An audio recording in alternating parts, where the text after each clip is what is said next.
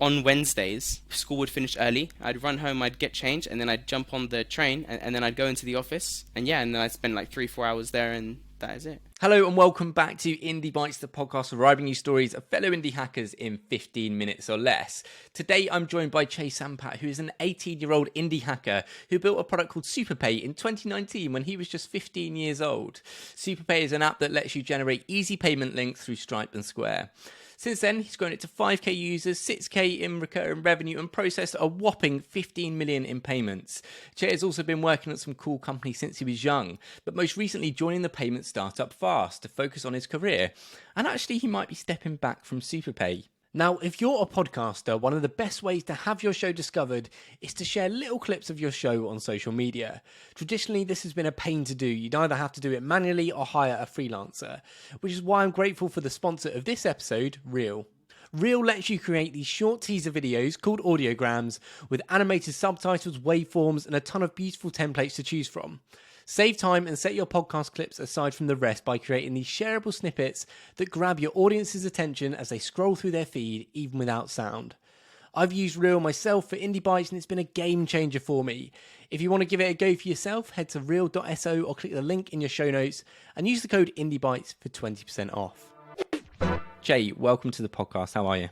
Yeah, good. Thank you so much for having me, James. I know that we've had this booked in for some time now. And I'm excited to talk to someone so young who's going to come at it from a different perspective. Talk to me about your background when you were younger. Like, when did you first start to learn how to code? I started when I was maybe like 13, 14. The very first experience with coding that I had was like a year 9 computer science class, and our teacher was like telling us about this thing called Python. Then he like gave us a really basic like exercise where we had to build this very basic chatbot. Really basic, but I thought it was magical. So it was pretty much that same day I like went home, or that same week, and I just started searching like how do I build things with like Python. And then yeah, I just started building stuff with it. Like the first like project or two that I did, I wouldn't even call them projects, like was called a Django Games, which was basically this website which allowed the kids in my school to unblock like games on the school network, because always in computer science class, after you'd finish your work, you would want to play some games. But our IT department was like relentless at blocking every single one of them. It was like always like a new like treasure if we like found one that was unblocked. And then yeah, I found a way to host a website that then hosted these games. Where were you learning all this stuff? Because I'm guessing school wasn't teaching you this. If you picked it up, were you sort of going home and like really enjoying learning this stuff and hacking away on new things? It was all taught by like YouTubers, and it was that process of just building loads of stuff, like stuff that wasn't any good. Yeah, sure, it was useful to some people, but aesthetically it was horrible. But it worked, and it gave me something to work on. So I'd spend hours like every single day relentlessly for like a good 6 months. Some of your early projects, they were fun, they were solving your own problem, but going from those sort of hacky projects to something like SuperPay, which was at the start, was it just Stripe checkout links, and what made you want to build something like that? So it was actually for the firm where I'm still at now, Horizon, which is an accounting firm, specializes with tech startups, and at the time they were using PayPal, because for some of their like subset of clients that weren't on direct debits, they paid by credit card. And I remember this like one incident where PayPal had like locked up their money for like half a year, and then I thought, oh, what if we could just take payments online, like through our own portal? And then I literally just searched online how to take payments online, and well, Stripe was the first thing that came up. And yeah, like I built a little prototype within 3-4 days. And yeah, it basically just allowed our team to just log in, enter in an amount, a quick description, press create link, and then they could send it to the client. And then the client could pay, and everyone would be notified, and everyone's kept happy. I'll just go back a little bit there. I'm going to ask you about that. But you said you were working a job. You were 15 years old, Che, and you were working as a tech guy at an accounting software company. Just for full transparency and context, so the founder of the business is my dad. So my dad owns this accounting firm. Found it like 10-12 years ago now, and like ever since I was really young, like I've always wanted to go in, help out, and like work, do really basic stuff. And then it was like during spring of 2018, they had some laptop problems, So I said, hey, let me just swap out the hard drive for you. And then it kind of just went from there. I just started on taking on more and more things. It was never like my dad wanting me to do this. Like for him, it was great that I wanted to do it. And it was very much like both of us were like happy doing it. How much was he paying you? 100 or 200 quid a month. I was still in full-time school. So what I'd do is on Wednesdays, school would finish early. I'd run home, I'd get changed, and then I'd jump on the train and then I'd go into the office. And then I'd spend like 3-4 hours there, and that is it. I love it. So when did the payment thing you built for your dad's company end up turning into SuperPay? Did you go, oh, this is really cool and I can turn it into something else?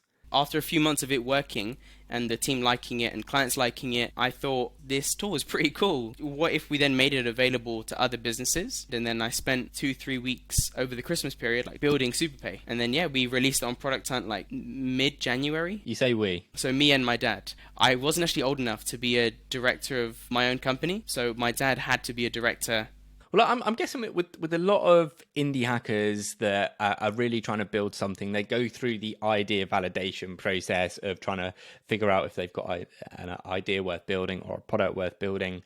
But you kind of already built something, but you didn't really, I don't know, did you validate it? Did you go out to the market as a 15-year-old to figure out if this was what was needed? Or you just thought, iHorizon, they needed it, so surely other people need a solution like this? Yeah, so no, there was no other like validation or interviewing of like other users or doing market research, because I didn't know what any of that was. The only thing I knew and the only thing I based it on was iHorizon is not particularly unique in its size or needs or tech stack or anything. So maybe if this company needs it, there are probably a few others that need it as well. Did you literally build it and over that Christmas break and then launch it on Product Hunt? Yeah, we got products of the day. And actually, funny story, I had no idea what Product Hunt was. I had no clue like what it was and what it meant to the community. It was just something that I thought I'd found like online, like post your products here. And I said, oh, okay, yeah, great. I'll do that. And then I launched it by accident on a Saturday evening, and then I woke up Sunday morning, then I had like users like trying to sign up and trying to use it. So I was like, oh, okay. That's when you know you've stumbled across a problem. Very interestingly, the last couple of episodes I've done with a chap called Peter Zoom and also Derek Reimer and Corey Haynes have both done very well on Product Hunt with their launches, but they followed a framework of how they did it. But for you did none of that. You didn't follow any playbooks. You just had a really good product. And also this was earlier. This was 2019, but it doesn't distract from the fact that you stumbled across a problem that a lot of people that couldn't code that used Stripe wanted to share payment links. And was that exactly what it was at the start? Just a single payment link checkout flow? Yeah, so like the very first version, the only feature was just payment requests. You could create a payment request, send it to someone, and they can pay it, and it'll send you an email. That was it. And were you just taking the 1%? Yeah. That 1% was from the very beginning. Yeah, because Stripe made it so easy. Do you remember how many users you got from that first launch? It was in the hundreds. The vast majority of them were people who just wanted to look at it, who had like no intent of looking for a payment tool.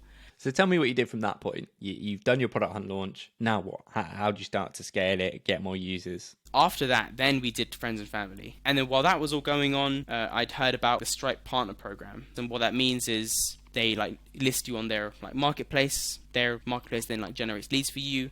You get like a bunch of co-branded marketing material. You get to put on your website, Stripe partners, and then a few other things as well. So you've launched on Product Hunt, you've partnered with Stripe, you're getting leads through there. When did you notice there was like a consistent amount of volume coming through?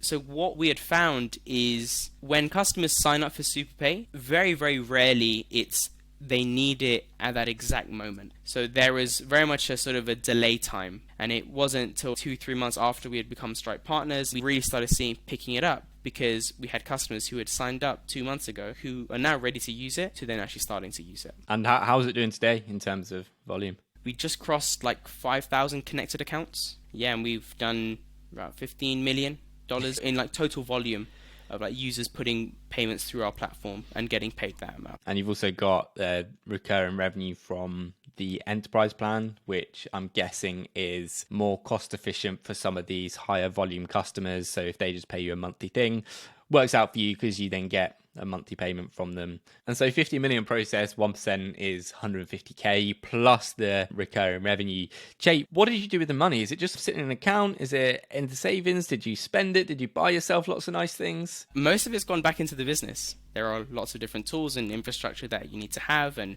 people. Like, we have like a marketing person, and we also have a few like outsourced like customer support people. Occasionally I've bought myself like a nice new piece of tech, but I think the most was like a iPad Pro. And you launched another Stripe related product when Stripe released the Stripe customer portal, but unfortunately you have to be a little bit technical to be able to set it up. So over a weekend or a hackathon, you built Super Portal, which was a no-code version of people setting up Stripe customer portal. Now, we won't go into too much detail on this because it's a great product, but what I want to know is why you pissed the Stripe team off. They had released their Stripe customer portal, which is what they call it, like low-code customer portal for like billing, and they had released it silently. Like, they had just put a new page up on their docs, and then I thought, oh, this is really cool. It would actually save me a lot of time because I was thinking about building like a full-fledged Stripe customer portal. So actually, no, like, this is great, let me just use this. But then I realized, oh, but you actually have to code for it. A few weeks had passed, and I was like invited to like join this hackathon, and we just had to ship something within 24 hours, and I chose to ship her like a really basic MVP that allowed our customers to then access the Stripe customer portal with no code. And yeah, like, I launched that on Product Hunt. We got, I think it was like 4th of the day, and then the following day Stripe launched the Stripe customer portal on Product Hunt. At first it's going great, but then you can start seeing comments on their post of, oh, I just saw this a few days ago, or, oh, Stripe is like sitting on the little guy. So Edwin, he like pretty much runs all of their like marketing and comms. He like messages me on Twitter saying, hey Shay, it looks like some people have gotten confused over like Stripe Portal and how it works with your product, and then he said, yeah, please Shay, if you can just go in and clear up that actually these are two different products, two like different companies, and actually you build on the Stripe Portal. And I said, yeah, that's fine. No, yeah, they got a bit distressed there because they were getting all of this bad hate that was just misunderstood. But yeah. And so Shay, with all of these things you're doing, all pretty much before you turn 18 or when you're 18, do you ever come into any challenges because of your age? Do people look down on you? At the beginning, actually, even before launching SuperPay, it was definitely a concern of people have got to some degree trust us with their money. You wouldn't trust someone who is 15 with your business's revenue. But Product Hunt loved it. Like, the people who find SuperPay through Stripe or through Product Hunt or through referrals, they love SuperPay.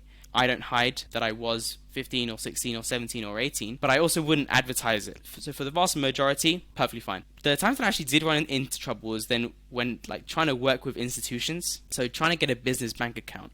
The sheer amount of paperwork that we had to go through to create this like business bank account with Lloyd's. 3 months of back and forth speaking to someone at Lloyd's to try to sort it out because their system just didn't support the majority shareholder being under 18, but we got it done in the end. It's really impressive what you've built and what you've been doing, but you just sort of finished up school and you've got this successful bootstrap product. But instead what you've done, which I think is a smart move, and I'd love you to explain why you've done it, is go in and get a software engineering job at the startup fast. What made that the right move for you? Many people, when they get into like the bootstrapping side of things, they typically go from like has been working in big tech or has been working in big industry for like years and years, and then they say, okay, this is enough now, I want to go do my own thing, and then they go into the bootstrap route. Obviously there are exceptions to it, but that is the majority. I've very much done it a very quirky way. I've started off SuperPay first, and now I actually want to go into industry, and I want to go into an engineering org. So I want to go into a company where they have a really good team, really strong growth. I just want something completely different to what I've been doing now. As much as it's my like next stage of my career, like I'm not interested in climbing a career ladder. Like if I'm learning and developing and growing, I'll be happy. And yeah, just want to get some new experiences, meet some new people, and Fast is a great place for me to be going into. I thought it was really smart when we first spoke, and I was probing you and saying, Che, come on, SuperPay is doing well. Why not just focus and double down on that? You've got it good. And you're like, I'm 18 and I've never experienced a job at an engineering org, like you say. And you want to pick up the experience. You want to see what it's like working in a fast growth company. And I thought that was really smart and a great move for you. Che, we end every episode on 3 recommendations: a book, a podcast, and an indie hacker you'd recommend following or have been inspired by. Yes, so book, I'd say Clean Code. Podcast, well, apart from Indie Bites, one that I really like listening to actually is Software Engineering Daily and Indie Hacker. Peter Grillett, he's a serial entrepreneur, actually worked at iHorizon for quite some time, and then he's actually off now at a company called Carbon. Fantastic recommendations. Thank you so much for joining me. Yeah, thank you so much, James, for having me. Thank you for listening to this episode of Indie Bites with Che Sampat. What an inspiring young chap he is. You'll find links to everything discussed in this episode in the show notes, and if you want to create clips on social media for your content, check out reel.so and use code IndieBites for 20% off. Finally, if you enjoyed this podcast and want to hear more from me, you can check out my brand new podcast, No More Mondays, where I chat with my friend Dan Rowden about building our indie businesses. That's all from me. See you next week.